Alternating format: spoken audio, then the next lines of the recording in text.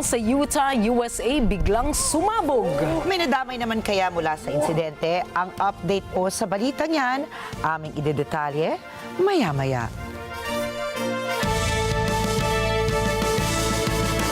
Magandang gabi, ako po si Rikki Mathay. Ako si Rikki, Alagao, Flores. Ito ang mata ng Agila International. Para naman sa mga headlines ngayong araw ng Martes.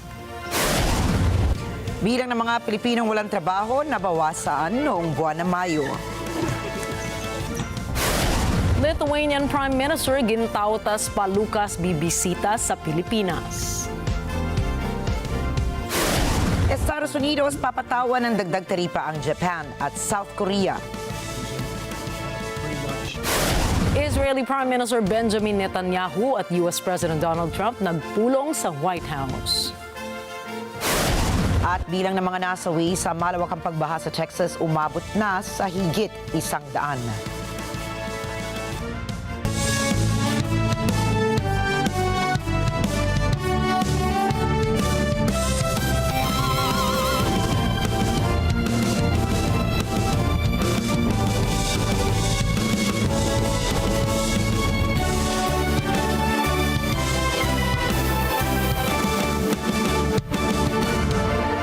Nabawasan ang bilang ng mga Pilipino walang trabaho sa bansa noong Mayo, ayon po yan mismo sa Philippine Statistics Authority o PSA. Sinabi ni National Statistician Claire Dennis Mapa, bumaba sa 3.9% ang naitalang ng kagawaran na unemployment rate noong Mayo. Mas mababa ito kumpara sa naitalang unemployment rate noong Abril na 4.1%. Ibig sabihin nasa 2.03 million Filipinos ang walang trabaho noong Mayo kumpara sa bilang na 2.06 million noong Abril. Samantala, tumaas naman sa 96.1% ang employment rate sa bansa noong buwan ng Mayo. Paliwanag ni Mapa, karamihan sa mga Pilipino na naghahanap ng trabaho noong Mayo ay natanggap na sa kanilang mga pinag-aplayang trabaho. Gayunman, tumaas naman ang underemployment rate sa parehong buwan dahil marami ang kumuha ng part-time jobs. Nakatutok po ngayon ang Department of Agriculture sa posibleng epekto ng bagyong Bising at habagat sa sektor ng agrikultura sa bansa. Ayon kay Agriculture Spokesperson Assistant Secretary Arnel de Mesaw, wala pa naman silang natatanggap na ulat na malawak ang pinsala mula sa nagdaang bagyo. Sa halip ay nakatulong pa niya ang ulan na dala ng sama ng panahon sa ilang sakahan dahil nagsisimula na magtanim ng palay ang mga magsasaka. Nakabuti rin ang ulan para tumaas ang level ng tubig sa mga dam na kailangan naman sa irigasyon. Tiniyak ni De Mesa na nakahanda ang kanilang regional offices sa anumang posibleng pinsala na dulot ng bagyo. Handa rin ang mga ito na mamahagi ng binhi, abono, gamot para sa hayop at pautang na aabot sa 25,000 pesos sa ilalim ng SURE program ng gobyerno. Posibleng bumisita sa Pilipinas si Lithuanian Prime Minister Gintautas Palukas bago matapos ang taong 2025. Kinumpirma ito ni Lithuanian Defense Minister Dovile Sakaliene sa kanyang pagbisita sa Manila nitong nakaraang linggo. Layo ng pagbisita na ito na palakasin pa ang relasyon sa pagitan ng Pilipinas at Lithuania, partikular na sa workforce. Ayon kay Sakaliene, kailangan ng gobyerno ng Lithuania ng workforce sa transportation, social care at medical care dahil sa tumatandang populasyon sa kanilang bansa. Naniniwala kasi ang Lithuanian official na makatutulong ang Pilipinas sa aging society ng Lithuania, lalo na niya sa at bihasa, maabilidad at maasahan ng mga Pilipino. 8 Rohingya refugees po mula sa Bangladesh at Myanmar ang nasa Pilipinas ngayon. Kasama sila sa ika-4 na batch ng mga refugees sa tinanggap ng Pilipinas simula noong pumasok ang bansa sa United Nations-backed Complementary Pathways Program noong taong 2019. Noong 2017, nagsimulang buwagin ng Myanmar military ang estado ng Rakhine bilang tugon sa terrorist attacks ng Arakan Rohingya Salvation Army o ARSA. Dahil dito, libo-libong Rohingyans ang tumakas papunta sa mga kalapit na bansa ng Myanmar sa pamamagitan ng land and sea travel. Tumaas ang Gross International Reserves o GIR ng Pilipinas nitong Hunyo ayon sa Bangko Sentral ng Pilipinas. Ito ay bunsod ng pagtatabi ng foreign currency deposits ng gobyerno sa central bank, gayon din mula sa kita sa mga pamumuhunan ng BSP. Sa datos ng BSP, pumatak sa 105.3 billion US dollars ang naitalang foreign reserves pagsapit ng katapusan ng June 2025 kumpara sa 105.2 billion US dollars naman noong katapusan ng Mayo. Binubuo ang GIR ng foreign-dominated securities, foreign exchange at iba pang assets katulad ng ginto. Mahalaga ito para pangtustos ng bansa sa pag-aangkat ng produkto at pagbabayad ng utang, pagpapalakas ng halaga ng piso at pagpoprotekta sa ekonomiya laban sa mga external threats. Tutulong ang Japan sa digital birth registration ng mga individual sa BARM at lalawigan ng Sulu. Lagi ng proyektong gawing digital ang proseso ng civil registration sa mga lugar na nahihirapan sa pag-access sa civil registry. Makikinabang po rito ang tinatayang 130,000 unregistered individuals sa 6 na probinsya ng rehiyon. Magkakaroon naman ng mobile registration, motorboats, and advocacy kits para maabot ang mga liblib na komunidad. Ayon sa Japan, mahalaga ito para sa edukasyon, serbisyo at oportunidad sa trabaho ng mga walang birth certificates. Naglaan ang United Nations High Commissioner for Refugees ng 858 million yen o humigit kumulang $5.5 million para sa nasabing proyekto. Sisimulan na ngayong linggo ang search and retrieval operations sa Taal Lake para hanapin ang mga labi ng mga nawawalang sabungero. Ayon kay Justice Secretary Crispin Remulla, mag-uumpisa ang paghahanap sa pamamagitan ng survey at underwater mapping sa lawa. Kukuha ang DOJ ng professional divers para sisiri ng ilalim ng tubig. Giit ni Remulla, malaki ang naitulong ng pahayag ng mga testigo, kabilang ang statement ni Julie Toto Patidongan. Ayon sa testigo, itinapon umano mga katawan ng mga nawawalang sabungero sa Taal Lake.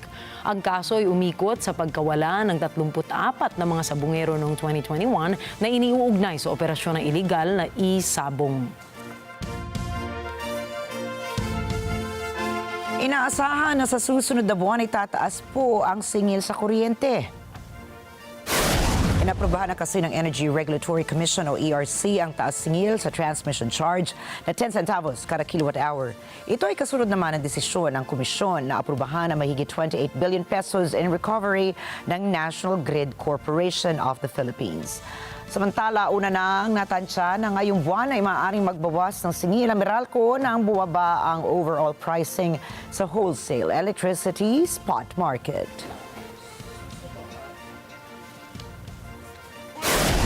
Susunod, ex-SOCOR President Yun posibleng muling arestuhin. Seize fire trucks sa Gaza, bigo. At tax and spending bill ni Donald Trump isinabatas na. Yan at iba pang mga balita sa pagbabalik ng Mata ng Agila International.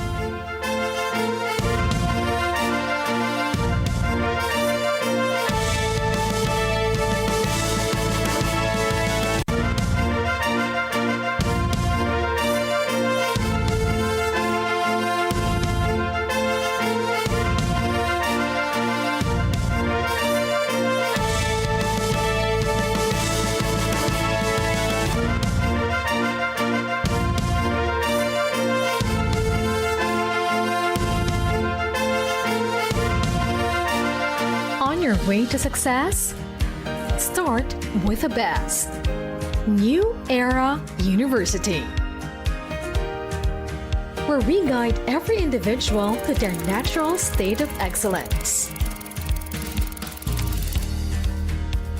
Enroll now, because New Era University awaits the future we can build together.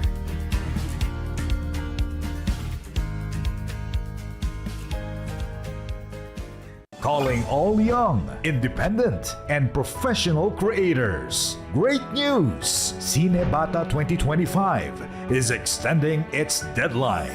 You now have more time to submit your short videos, animations, or documentaries that reflect this year's theme, the magic of peace. extended deadline for submission of entries is on July 25, 2025.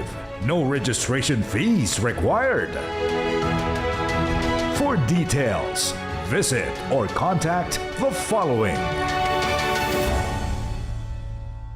We are now open for business.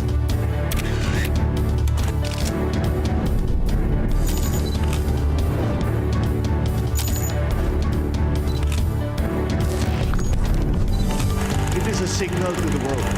We are open for business. Open for Business with Cesar Vallejos. Every Sunday, 9 p.m. Sa NET25.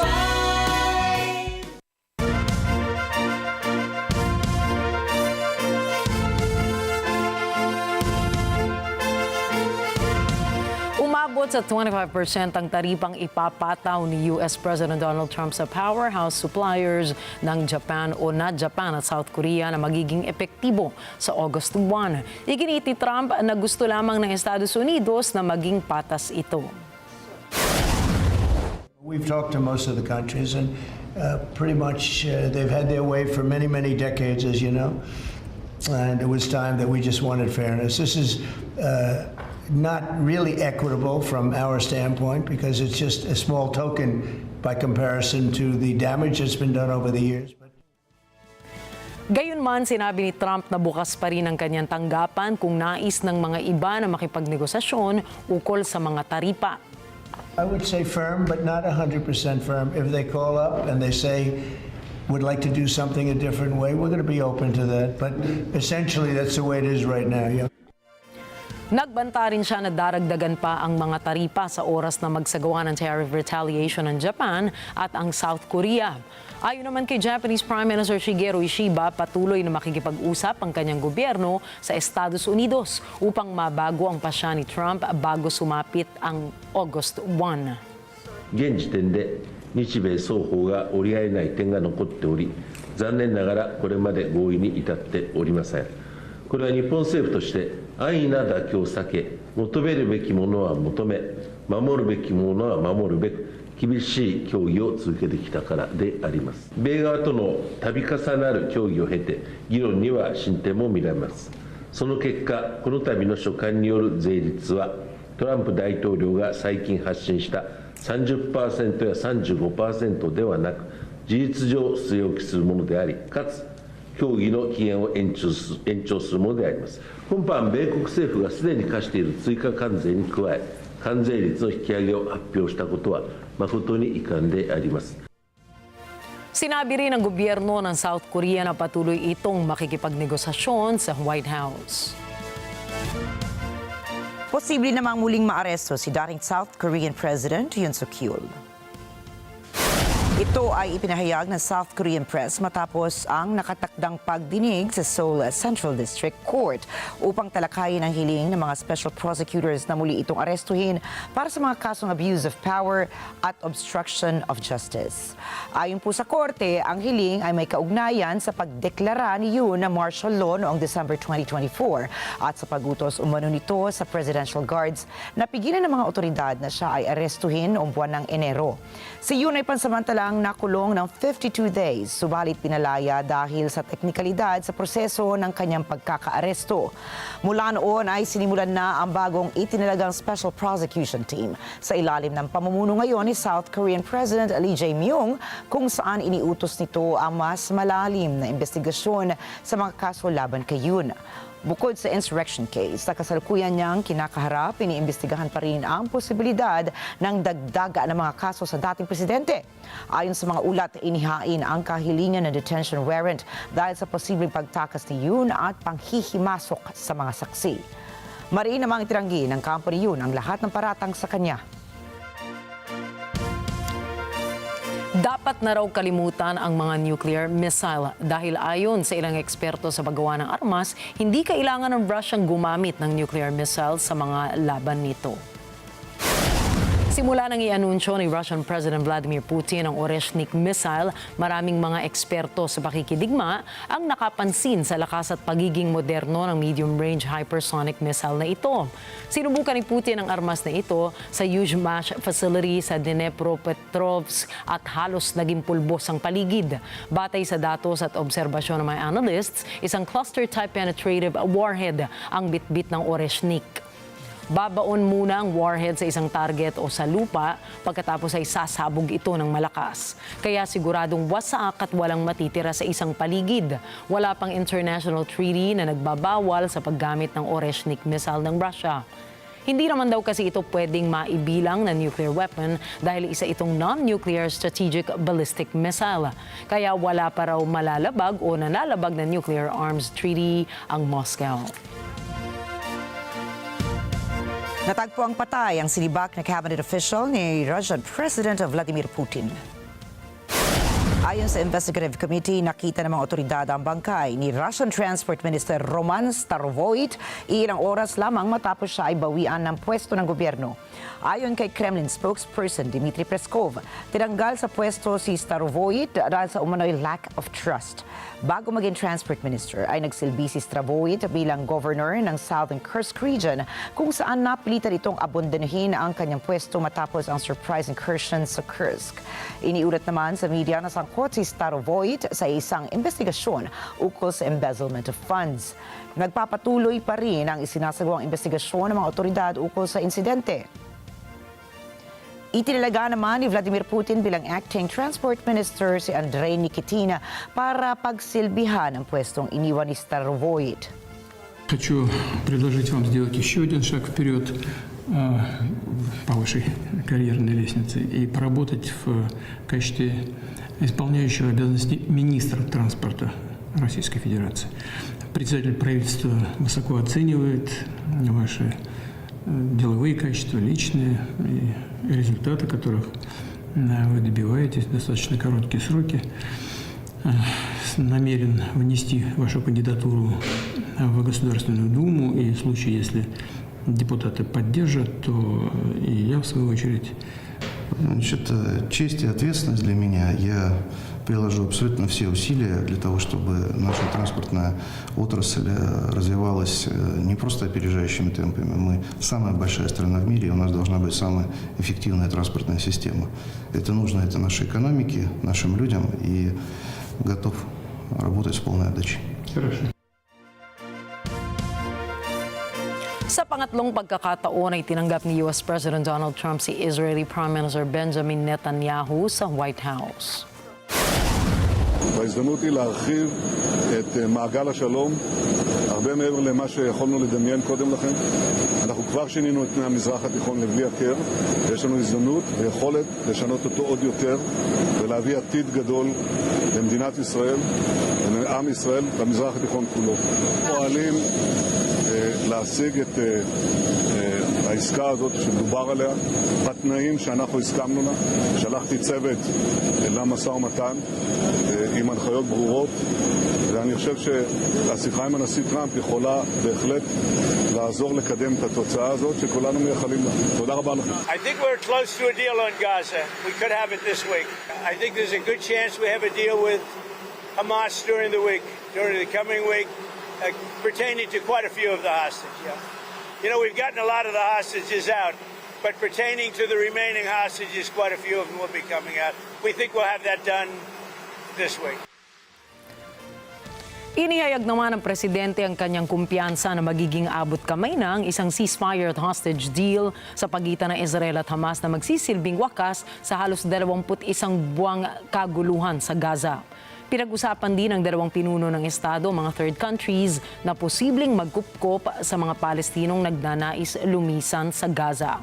Una nang sinabi ni Trump na nakuha na niyang suporta ng mga bansang kalakip na Israel para tulungan ang mga Gaza refugees. Dagdag naman ni Prime Minister Netanyahu, patuloy na nakikipag-ugnayan ang kanyang gobyerno sa Trump administration sa paghahanap ng mga bansang makapagbibigay ng magandang kinabukasan para sa mga Palestino. I think President Trump had a brilliant vision. It's called free choice. You know, if people want to stay, they can stay. But if they want to leave, they should be able to leave. It shouldn't be a prison. It should be an open place and give people a free choice. We're working with the United States very closely about finding countries that will seek to realize what they always say, that they want to give the Palestinians a better future, and those who, and I think we're getting close to finding several countries, and I think this will give, again, the freedom to choose. Palestinians should have it, and I hope that we can secure it close by. And we've had great cooperation from surrounding Israel, surrounding countries, great cooperation from every single one of them. So something good will happen. Hamas state. Sa kanilang pagpupulong ay prinisenta rin ni Netanyahu ang liham na kanyang ipinasa sa Nobel Prize Organization kung saan nanawagan ito para sa nominasyon ni Donald Trump para sa isang Nobel Peace Prize, isang matagal lang pangarap ni Trump simula pa noong mapanalunan ni President Barack Obama ang gantimpala taong 2009. I want to express the appreciation and admiration not only of all Israelis, but of the Jewish people, and many, many admirers around the world for your leadership of the free world, your leadership of a just cause, and the pursuit of peace and security, which you are leading in many lands, but now especially in the Middle East. We have great opportunities. The President has an extraordinary team, and I think our teams together make an extraordinary combination to meet challenges and seize opportunities. But the President has already realized great opportunities. He forged the Abraham Accords. He's forging peace as we speak in one country and one region after the other. So I want to present to you, Mr. President, the letter I sent to the Nobel Prize Committee. It's nominating you for the Peace Prize, which is well-deserved, and you should get it. Thank you very much. This I didn't know. Wow. Thank you very much. Coming from you in particular, this is very meaningful. Thank you very much, baby. Thank you. Thank you for everything you're doing. Thank you. It's a great honor. Una nang tinanggihan ng Palestinian State ang posibilidad ng major relocation ng Palestine at mga mamamayan nito. Ang pagpupulong ng dalawa ay ginawa kasunod ng indirect ceasefire talks sa pagitan ng Israel at Gaza na nabigong magkaroon ng klarong resolusyon sa gulo. Ngunit inaasahan ng parehong kampo na magpapatuloy ang kanilang dialogo ngayong linggo.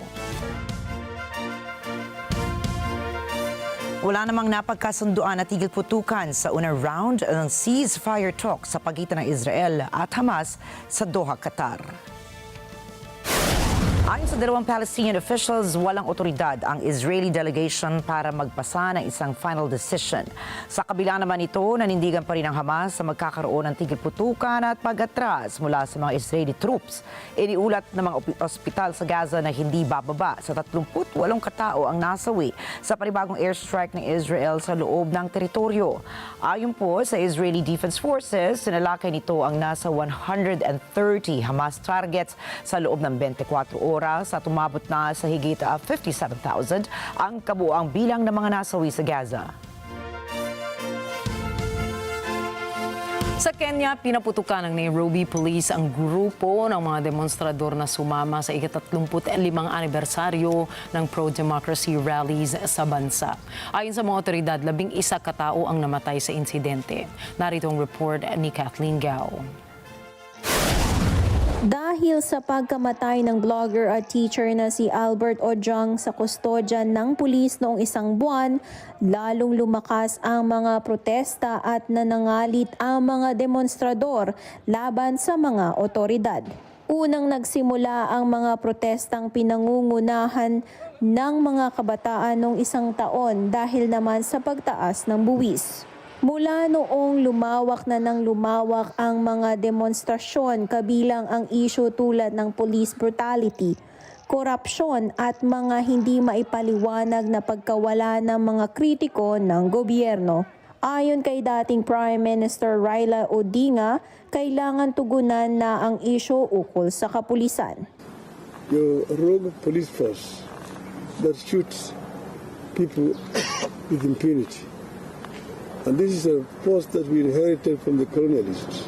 Noong Lunes ng umaga, sinarhan ng mga pulis ang mga kalye patungo sa city center ng Nairobi. Dahil dito, nawalan ng akses sa business district ng kabisera.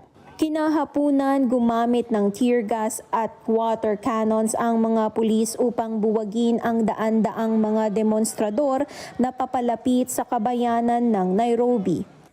Makalipas ang ilang oras, nagsalpukan na ang mga pulis at mga demonstrador. Nagpaputok ang mga otoridad habang sinusugod ang mga ito.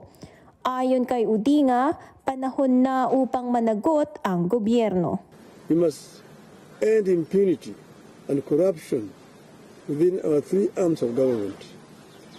Our leaders must become modest, ethical, humble, and accountable. Tuwing 7 ng Hulyo, nagrarally ang mga aktivista upang alalahanin ang araw noong 1990 nang subukan ng mga laban kay dating Pangulong Daniel Arap na gawing multi-party democracy ang Kenya. Tinawag ang protesta na saba-saba na nangangahulugang 7-7 sa Kishwali dahil sa petsa. Makalipas ang 2 taon, binigyang daan ng mga protestang iyon ang kauna-unahang multi-party election sa bansa sa loob ng higit 2 dekada. Kathleen Ga para sa mata ng Agila International, trusted, connected, on point.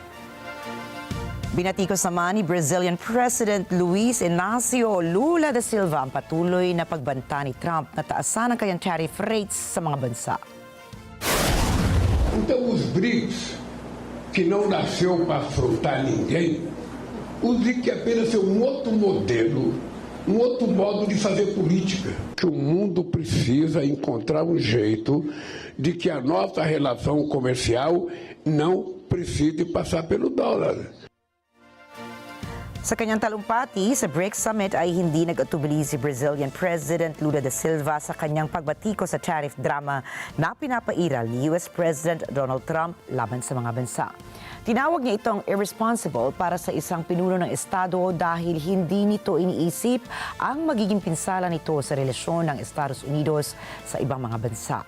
Dagdag pa nito ay karapatan din ng international community na magpataw ng retaliatory tariffs laban sa Estados Unidos na posible naman magresulta sa isang trade war.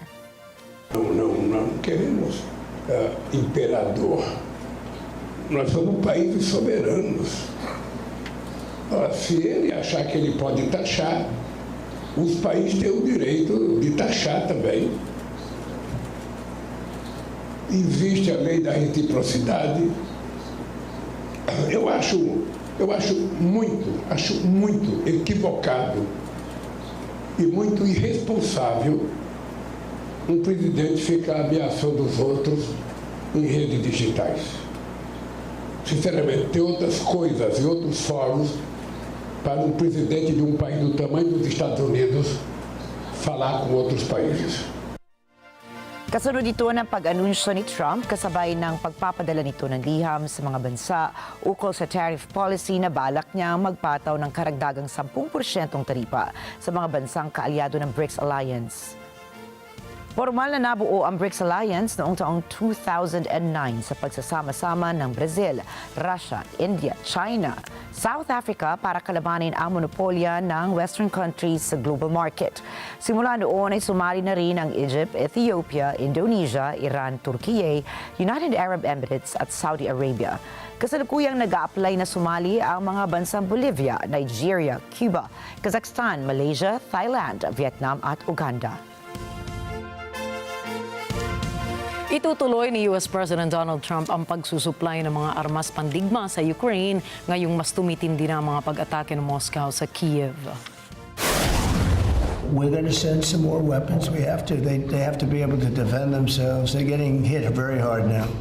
They're getting hit very hard. We're going to have to send more weapons. Yeah, defensive weapons primarily, but they're getting hit very, very hard. Very sad. So many people are dying in that mess. Sumang-ayon naman si Ukrainian President Volodymyr Zelensky sa pamamagitan ng isang phone call kasama si Trump na dapat magkaroon ng air defense ang Kiev. Napag-usapan rin ng dalawang pinuno ang joint defense production at investments. Bibili rin ang Ukraine ng Patriot missiles sa US bilang depensa laban sa airstrikes ng Russia. Nakikipag-usap na rin nila ang gobyerno ng Germany para makabili ng missiles bilang tulong sa Ukraine. Nagkabit naman ng mahabang barbed wire ang US Army sa tuktok ng border wall nito sa Mexico. Ang hakbang na ito, binatikos po ng isang migration researcher sa Mexico. Dagdag peligroan niya ang dulot ng barbed wire sa mga nag-over the backcountry na migrante. Narito po ang karagdagang mga detalye mula kay Pearl Rugasyon. Sa US-Texas border malapit sa Ciudad Juarez, makikitang binabanat ng US Army ang rolyo-rolyong alambre upang ikabit sa tuktok ng bakod. Ayon kay Jesus de la Torre, Assistant Director para sa Global Migration ng Hope Border Institute, dahil sa aksyong ito, bumangon ang mga kritisismo na nagsasabing banta ang barbed wire sa mga migrante at sa mga komunidad sa gilid ng border. Noong Pebrero, kawangis na aksyon ang nakita mula sa US Marines nang patatagin ng mga ito gamit ang barbed wire ang bakal ng mga poste sa Tijuana, California border nito. Time after time, border communities have seen measures like this. We have seen higher border walls, we have seen barbed wire deployed at riverbanks, and now we see barbed wire being put at the top of the border wall. And time after time, border communities have witnessed the costs of these policies. These policies are not only costly in economic terms, they are also very costly in human terms. When families fleeing dangers and persecution are pushed to the barbed wire because they have no other option, they suffer from severe injuries. And that includes children that have been treated in El Paso and in Ciudad Juarez and in other areas. That includes people who need to get to the top of the border wall trying to seek safety, and then they fall and then they suffer from severe injuries and sometimes even death. Pearl Rugasyon para sa mata ng Agila International. Trusted, connected, on point. Isang lalaki ang napatay ng pulis sa may border ng US at Mexico. Alamin natin ang dahilan mula sa report ni Rose Papa Angeles. Isang 27 taong gulang na lalaki ang binarel at napatay ng pulis matapos nitong magpaputok sa isang US Border Patrol station sa McAllen, Texas noong Lunes. Ang suspect ay kinilalang si Ryan Luis Mosqueda. Nagpaputok ng 12 ng beses si Mosqueda sa pasukan ng pasilidad pagkalipas ng 6:00 ng umaga. Ayon kay McAllen Police Chief Victor Rodriguez, namaril pabalik ang US Border Patrol agents na ikinamatay ni Mosqueda. Border Patrol agents returned fire and subsequently neutralized, that is, killed the person that had opened fire upon that building. I cannot tell you how many rounds were fired from the suspect, specifically that is, but there were many dozens of rounds fired by the suspect towards the building and towards agents in that building. Isang McAllen police officer ang tinamaan sa tuhod sa gitna ng palitan ng putok. Ayon sa US Department of Homeland Security, isang empleyado ng Border Patrol ang nasugatan. Dagdag ni Rodriguez, natagpuan ng mga otoridad ang iba pang baril at bala sa Chevrolet ni Mosqueda na nakaparada malapit sa pinangyarihan ng insidente. Ayon sa report, may nakasulat na tila Latin sa gilid ng sasakyan ng suspect. Ayon sa isang Customs and Border Protection official, naglalagay ang Special Operations Teams ng Border Patrol sa pasilidad kung saan nangyari ang insidente. Rose Papa Angeles para sa mata ng Agila International, trusted, connected, on point. Noong 4 ng Hulyo, daan-daang mga demonstrador ang nagprotesta sa Mexico City laban sa gentrification at migration ng mga taong galing sa Estados Unidos. Ang gentrification po ay isang proseso ng pagbabago ng isang mahirap na lugar dahil sa pagdagsa ng mga mayayamang tao. At dahil po sa paglipat ng mga tao, unti-unti namang umaayos ang dati mahirap na lugar na siyang dahilan ng pagpasok ng mga bagong negosyo rito. Subalit, ayon sa mga lokal na residente, tumataas naman ang renta ng mga bahay sa kanilang lugar dahil sa pagbabago ng kapaligiran bunsod ng gentrification. Narito po ang report ni Cherry Cabiad. Dahil dahil sa pagtagsa ng US migrants sa mga distrito ng Mexico tulad ng Colonia Condesa, lumalala ang isyu ng gentrification. Dahil dito, nananawagan ang mga demonstrador ng legal na migrasyon at kontribusyon mula sa mga migrante. Dahil sa mas mababa ang presyo ng pamumuhay sa Mexico City, maraming mga dayuhan, kadalasan ay mga Amerikano, ang dumaragsa sa lungsod upang doon manirahan at maghanap buhay. Ang ganitong kalakaran ay umani ng pagtutol dahil marami sa mga Amerikano ang maaaring manatili sa Mexico na hanggang 180 araw na walang visa. At umaalis lamang ang mga ito pag naabot na ang 6 na buwang limitasyon. Ayon sa demonstrador na si Eduardo Alanis, pabor ang mga tuntunin ng pamahalaan sa mayayamang dayuhan. Dahil dyan, sinabi na Alanis na maraming mga matagal ng residente ng Mexico ang napipilitang umalis. El motivo por el que nos hemos reunido aquí es justamente para escuchar los sentipensares de muchas víctimas que hoy, principalmente juventudes, para nosotros es casi imposible conseguir una vivienda. Y no solamente eso, estamos viviendo las consecuencias de la gentrificación, que es que el gobierno orienta sus políticas públicas a personas de mayor nivel adquisitivo, provocando el despojo, muchas veces ilegal, de población local que ya tiene 40, 50 y tenemos documentado hasta 60 años viviendo en estos barrios. Nagpahayag ng pagkabahala ang mga demonstrador ukol sa tumataas na presyo ng pamumuhay. Ayon sa mga ito, tumaas na ng halos 50% ang renta sa loob lamang ng 5 taon. Los principales problemas es justamente el encarecimiento de la renta y es como el único modelo de vivienda que el Estado hoy proporciona. En 5 años las rentas han subido 47%. Eso es algo violento para la población local. Nosotros nos estamos debatiendo entre pagar la luz, pagar el agua o comer. Entonces, por supuesto que preferimos comer. Principalmente si van a venir a vivir a un país, tienen que contribuir a ese país, ¿no? La primera y la cuestión más sencilla es la migración legal. Ellos vienen aquí con visas o no visas y todavía el cambio y el poder adquisitivo genera estos problemas de gentrificación y desplazamiento, ¿no? Cherry Caveat, para sa mata ng Agila International, trusted, connected, on point. Inula ng kritisismo ang mga paalalang ipinaskila sa National Parks ng Estados Unidos. Sinasabi sa mga paalala na pwedeng mag-ulat ang mga bisita ng mga negatibong content tungkol sa mga Amerikano. Nagbabalik si NJ De Guzman para sa report.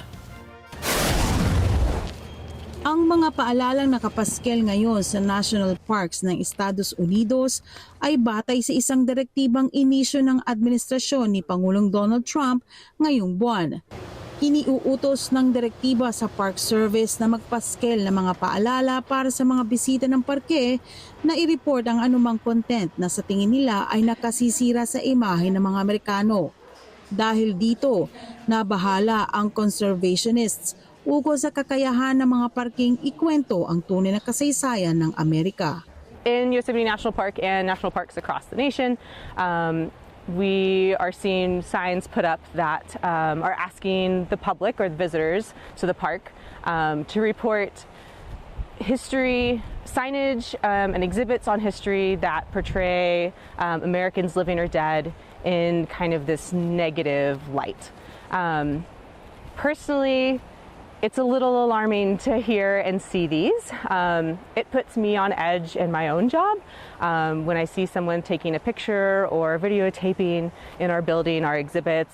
Ayon sa mga ito, ang hakbang na ito ay tahasang sensura o censorship na nangangahulugang pagbura sa mayamang kasaysayan ng mga parke at sa representasyon ng iba't ibang demograpiko dito. With these signs being put up around the park asking the public to report on American history that may be portrayed in this negative light, some of the stories that might get lost are from marginalized communities. Here in Yosemite, that might be the Southern Sierra Miwok, Buffalo Soldiers, the Chinese labor camps that help build the infrastructure here. And what does this mean if we lose these stories? It means we lose the richness of Yosemite history here. It means we don't see representation of demographics here in the park.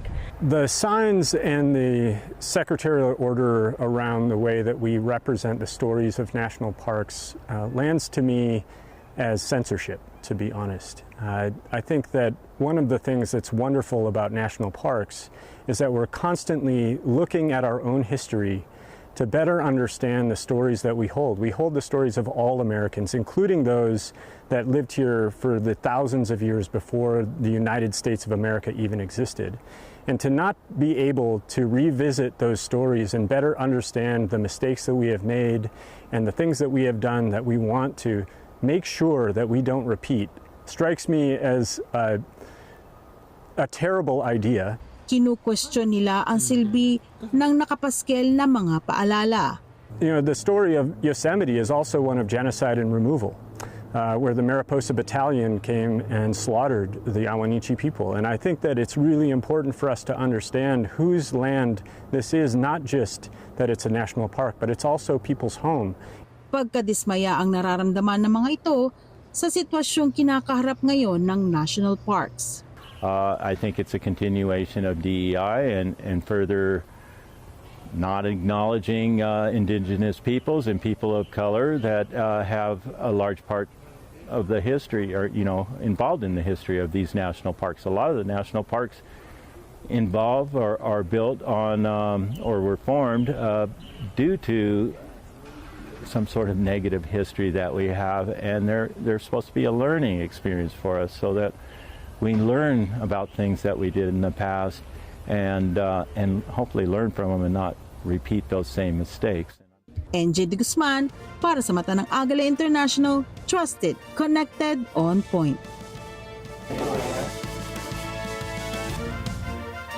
Sinabi naman ni European Commission President Ursula von der Leyen, handa sila sa posibleng kalalabasan ng trade talks ng EU at ng Estados Unidos. Kasama na rin anya rito ang posibilidad na walang mapagkakasunduan sa pagpupulong. Narito po ang karagdagang mga detalye mula kay Jonah Marliari. Kulang isang linggo na lamang ang natitira bago ang July 9 deadline ni Pangulong Donald Trump ukol sa kasunduang pangkalakalan sa mga bansa. At ayon kay European Commission President Ursula von der Leyen, kahit na patuloy ang pag-uusap nito sa Washington, ayaw ng Europe ang isang one-sided deal. I just want to say we are ready for a deal. We want a negotiated solution. But you all know that at the same time we're preparing for the possibility that no satisfactory agreement is reached. This is why we consulted on a rebalancing list. And we will defend the European interest as needed. In other words, all the instruments are on the table. Ayon kay von der Leyen, malaking trabaho ang pagbuo ng kasunduan dahil sa dami ng kalakalan sa pagitan ng EU at US.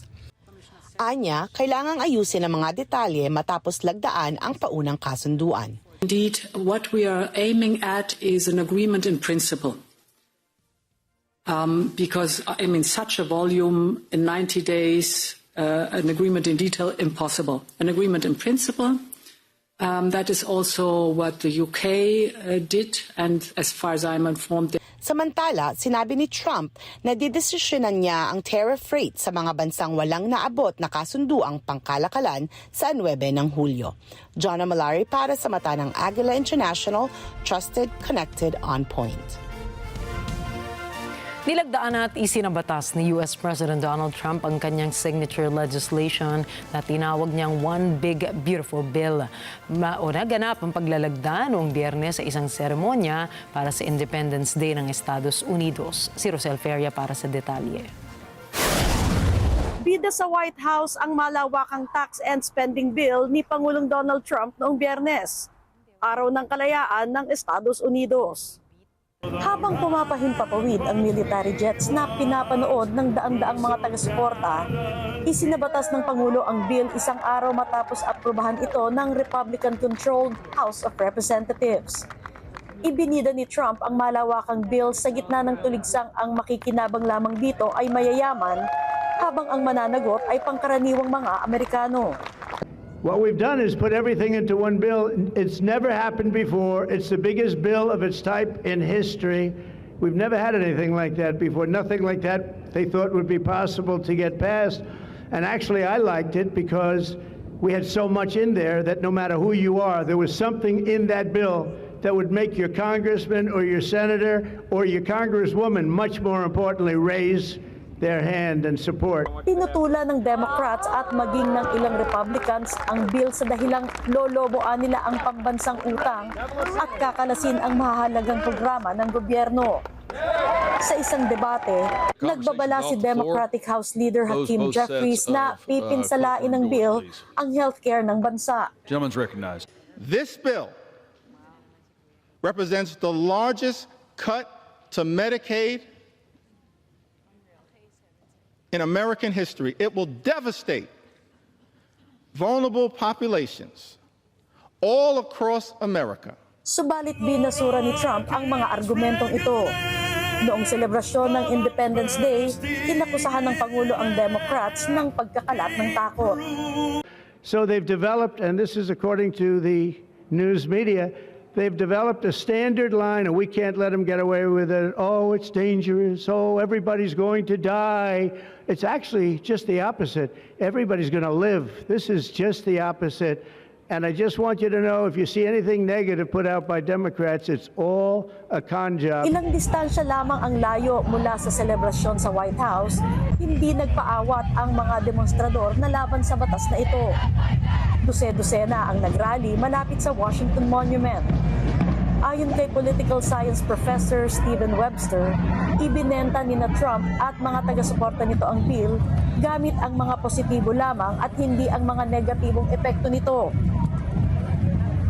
There's a lot of attention on this bill about what it does in the sort of immediate sense. So the extension of the tax cuts from 2017, the introduction of this provision of no taxes on tips or overtime up to a certain point. But I think people are perhaps ignoring the potential effects of this bill on the overall fiscal health of the nation. So this adds quite a bit of money to the national debt. Subalit sa araw ng paglagda, tila napakalayo ng mga pag-aalalang ito dahil ang 4 ng Hulyo ay araw ng pagdiriwang ng bansa. Para sa pangkaraniwang Americans, sinasabing ilang buwan lamang ang bibilangin bago maramdaman ang epekto ng batas na ito. Positibo man o hindi. Rosel Feria, Washington, D.C. para sa Mata ng Agila International, trusted, connected, on point. Susunod, death toll mula sa Texas floods tumaas na sa 104. China, naglunsad ng International Deep Space Association. At veteran guard Chris Paul magre-retiro na matapos ang susunod na NBA season. Iba pa ring mga balita sa pagbabalik po ng Mata ng Agila International.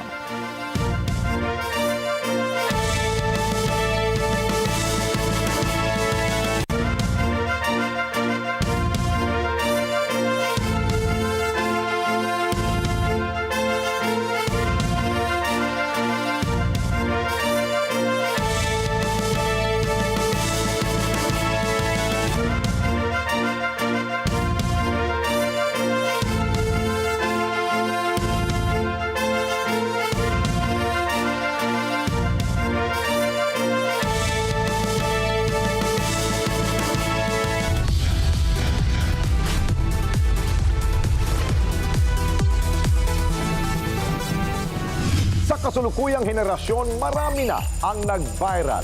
Dahil po yan sa kanilang ginagawang pagtulong sa kapwa.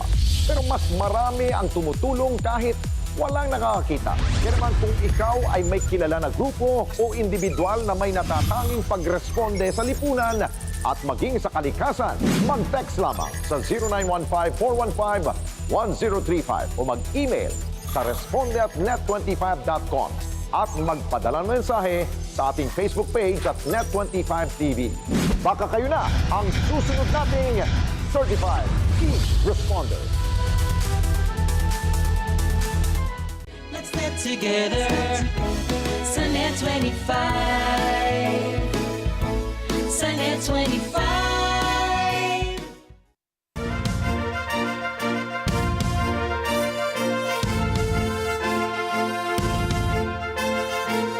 Umabot na Nasa 104 ang bilang ng mga nasawi sa nangyaring flash flood sa Texas, USA. Isa sa mga lugar na matinding tinamaan ay ang Kerr County, kung saan nasa 84 ang namatay, kabilang narito ang 28 mga bata. Sa ika-4 na araw ng search and rescue operations, hindi pa rin makapagbigay ng tiyak na bilang ng mga nawawala ang mga otoridad. Subalit ayon po sa mga residente, lagpas na sa 30 katao ang kanilang pinaghahanap dahil sa flash floods. Nangangamba naman na marami na posibleng nalunod na ang mga ito at namatay sa trahedya. Naglaan din ng araw ng pagluluksa ang mga residente mula sa San Antonio para sa mga biktima at sa mga pumanaw. I cannot imagine the grief that so many are experiencing just an hour north of us as they were, in the dark of night, experiencing this once in a generation weather event that unfortunately took too many and unfortunately some of the most vulnerable. It's a lot of human suffering. In the last 2 days, I saw a lot of devastation, chaos. We just needed some answers. And coming together with other people, sharing the same thoughts that, candlelight vigil might not be a lot, but it is something that we can all come together and share as a human emotion, everybody, hearing prayers, hearing people talk and speak. Me as an educator and my sister as a mom, we have a very deep, very in-depth, soft space in our heart for children.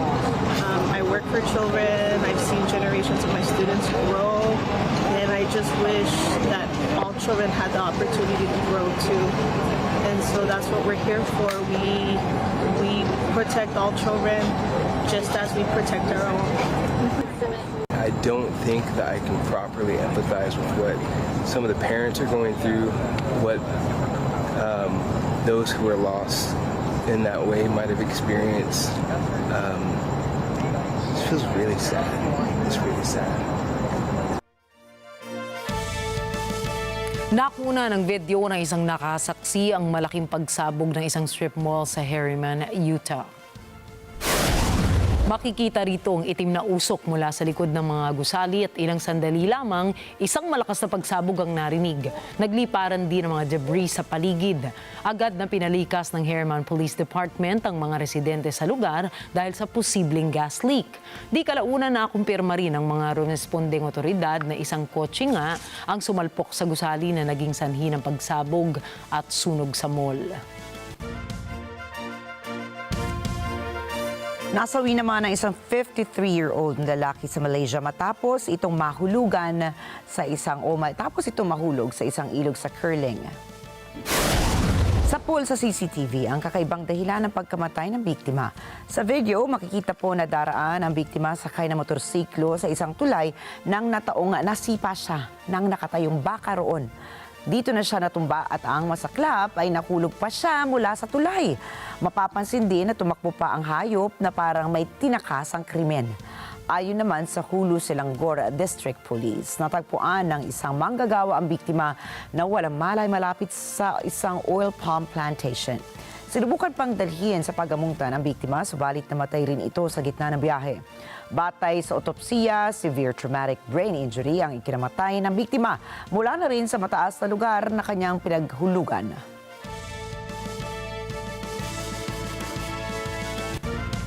Nahulog ang isang bata mula sa bintana ng pampasaherong bus sa Joglo Toll Road sa Jakarta, Indonesia. Makikita sa dashcam na nahulog ang bata sa gitna ng daan at muntik ng masagasaan ang hatchback. Mapapansin na nilayuan ang sasakyan ng bata para hindi ito magulungan. Agad namang huminto ang sumunod na driver, binuhat ang bata at isinakay sa kanyang sasakyan. Hinabol niya ang bus upang maibalik ang bata sa mga magulang nito.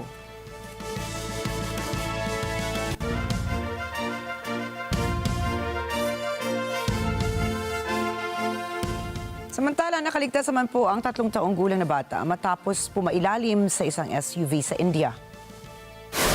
Sa CCTV, makikitang mag-isang naglalakad ang bata sa labas ng kaniyang tahanan nang may pinulit ito sa daan. Dito na sumulpot ang SUV. Mapapansing tumama ang malakas o nang malakas ang ulo ng bata at saka ito pumailalim sa sasakyan.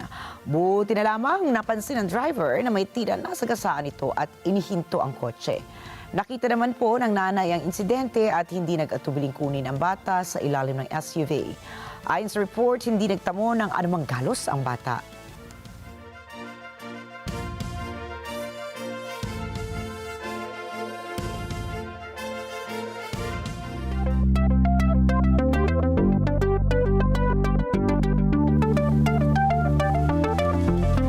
Para palakasin pa ang space technology at space exploration ng China, naglunsad ang Beijing ng International Deep Space Association. Itinatag sa Anhui Province ang International Deep Space Exploration Association o IDSEA bilang tugon sa adhikain ng China na sumabay sa global space race. Binuong IDSEA sa pinagsamang lakas ng Hefei Deep Space Exploration Laboratory, ang Lunar Exploration and Space Program Center ng China, National Space Administration, ang Chinese Society of Astronautics at iba pa. Higit sa mga Chinese space agencies, kasama rin sa organisasyon ang 31 international scientists, kabilang narito ang mga kasama sa planetary exploration na Horizon 2061. Noong Abril, pinayagan ng China ang 7 institusyon mula sa France, Germany, Japan, Pakistan, United Kingdom at Estados Unidos na hiramin ang lunar samples na nakalap ng Chang'e 5 mission para sa scientific research purposes. Inimbitahan din ng China ang ibang mga global partners nito na lumahok sa kanilang pinaplanchang Mars mission sa pamamagitan ng Tianwen-3 mission sa taong 2028. Nilagdaan ni Russian President Vladimir Putin ang isang batas na nag-aatas na suportahan ang lahat ng smartphone makers ang Rust Store. Ang Rust Store po ay isang state-run app ng Moscow para sa mga Android devices.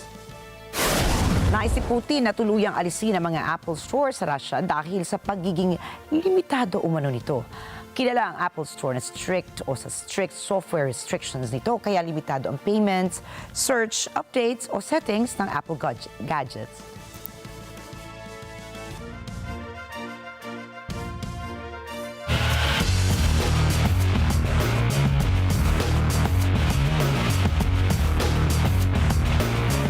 Inanunsyo ni San Antonio Spurs guard Chris Paul ang nalalapit na pagtatapos ng kanyang makasaysayang karera sa NBA. Sa panayam kamakailan, sinabi ni CP3 sa isang courtside buzz interview na ito ang kanyang magiging huling NBA season.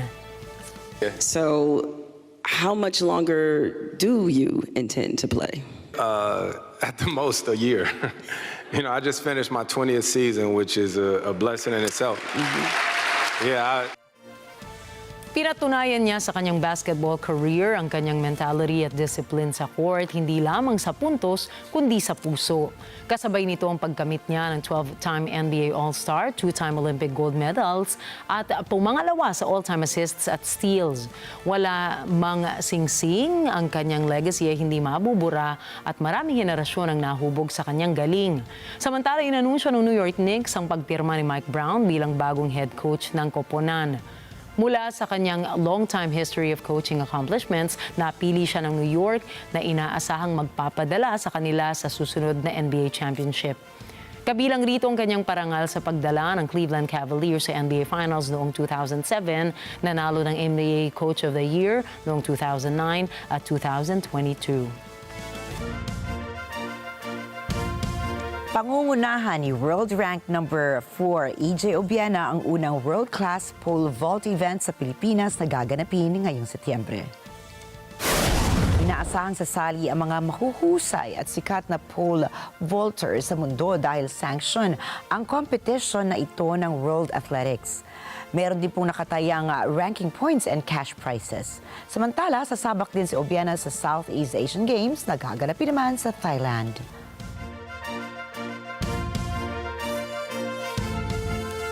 Naging matagumpay ang naging intense at Grand Slam showdown in a 7-time champion Novak Djokovic at Australian number 11 Alex de Minaur na may final scores na 1-6, 6-4, 6-4 at 6-4. Matapos ang unang tagumpay ni Alex sa first set, hindi na ito pinalampas ni Novak at nagpasabog sa sumunod na sets bilang pagbawi. Samantala, napilitang magretiro ang Bulgarian player na si Grigor Dimitrov matapos matamo ang isang pectoral injury sa third set halt na may scores na 2-2. Dahil rito, nanalo ang kanyang kalaban na world number 1 na si Yannick Sinner bilang by default na may final scores na 3-6, 5-7 at 2-2 retired.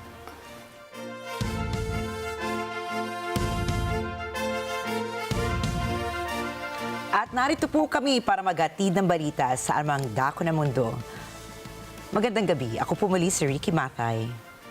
Ako si Rikki, Alagao, Flores at ito po ang mata ng Agila International. Trusted, connected, on point.